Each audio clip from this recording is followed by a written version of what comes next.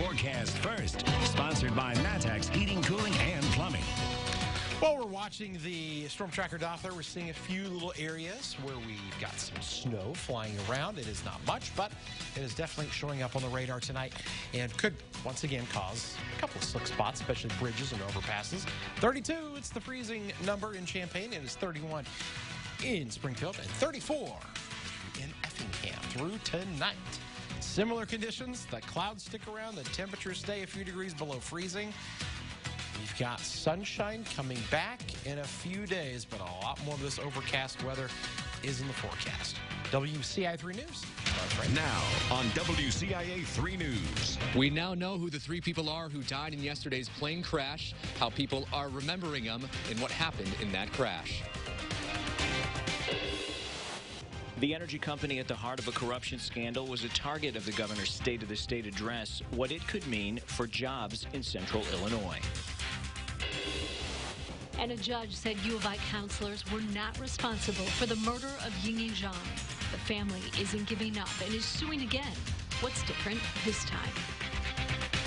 You're watching your local news leader. This is WCIA 3 News at 6.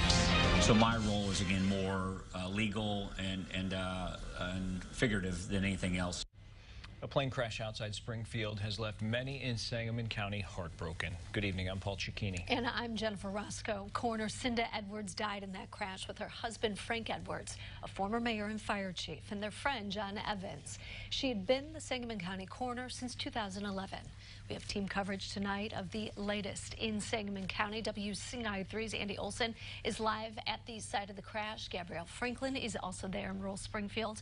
First to Andy. The county had to take action right away during a very difficult time. Yeah, Jennifer, it's the law in Illinois that when the coroner isn't able to fulfill their position, that the sheriff will take over. The swearing in of Sheriff Jack Campbell happened this morning, not even a day after the plane crash that claimed Cinda Edwards' life. It went down as the three were traveling from Huntsville, Alabama. The airport tower says they were told by the plane they were having trouble on their approach because of the weather. The coroner's office will continue day-to-day under Chief Deputy Jim Ullman.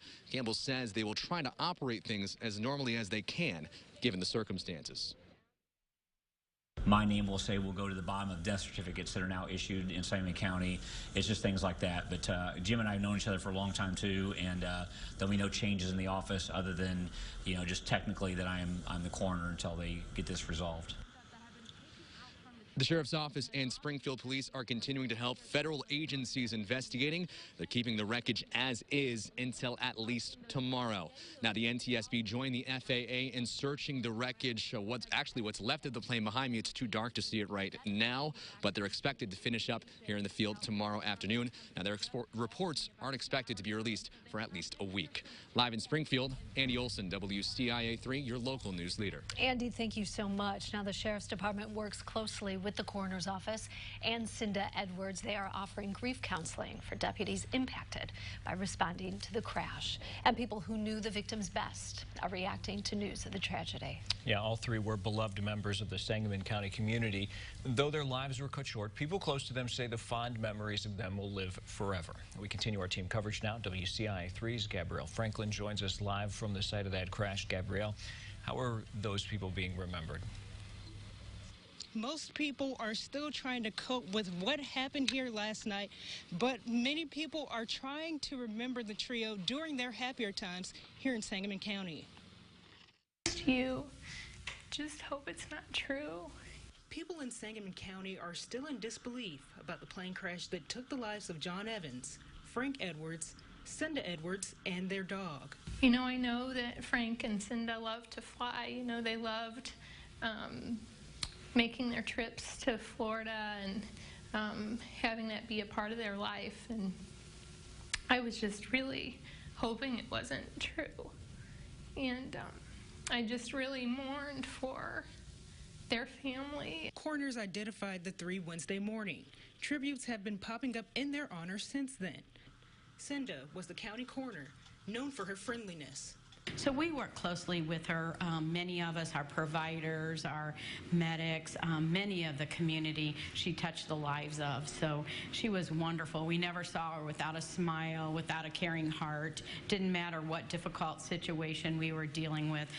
She always was very professional and very caring. While Frank was known for always telling it like it is.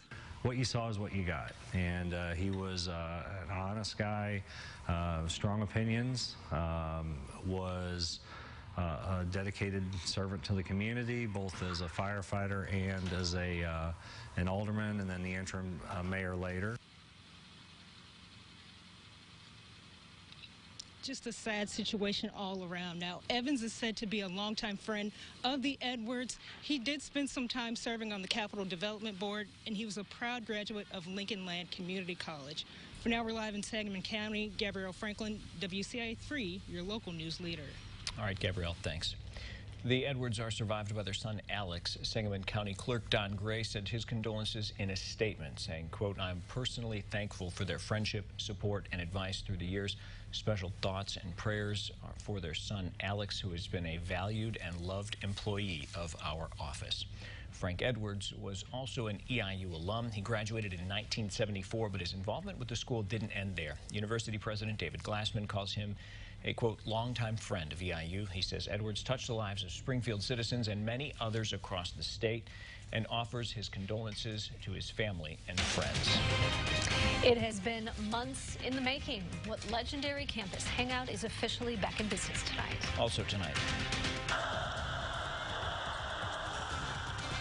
They're the hottest team in the Big Ten. Why you need to get your tickets to see the Illini now.